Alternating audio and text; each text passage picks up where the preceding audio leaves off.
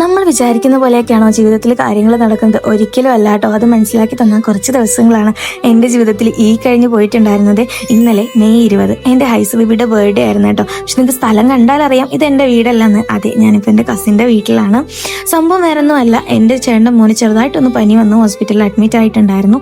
അവൻ അഡ്മിറ്റ് ആയ സമയത്ത് തന്നെ എൻ്റെ ഇത്താറ മോനും പനി വന്ന് അഡ്മിറ്റായി, ഉമ്മാക്ക് പനിയായി. അങ്ങനെ ഓരോരുത്തർക്കായിട്ട് വൈറൽ ഇൻഫെക്ഷൻ വരാൻ തുടങ്ങിയപ്പോൾ ഹൈസ് ബേബിക്കും വേറെയും കുറച്ച് ഹെൽത്ത് ഇഷ്യൂസ് ഉള്ളത് കൊണ്ട് ഞങ്ങൾ അവിടെ നിന്ന് മാറി നിൽക്കുകയായിരുന്നു. അപ്പോൾ ഹൈസ് ബേബിയുടെ ഈ വർഷത്തെ ബർത്ത്ഡേ ഇവിടെ വെച്ചിട്ടായിരുന്നു കേട്ടോ. ചെറിയ രീതിയിൽ ഉച്ചയ്ക്ക് ഫുഡൊക്കെ റെഡിയാക്കി നമ്മുടെ ഹൈസ് ബേബിക്ക് കൊടുത്തിട്ടുണ്ടായിരുന്നു. ഈ നിമിഷത്തിലും എനിക്കൊരു ഹോപ്പ് നഷ്ടപ്പെട്ടിട്ടുണ്ടായിരുന്നു. കേക്ക്, കാരണം ഞാൻ എൻ്റെ വീട്ടിലായിരുന്ന സമയത്തായിരുന്നു ഞാൻ കേക്ക് ഓർഡർ ചെയ്തിട്ടുണ്ടായിരുന്നത്.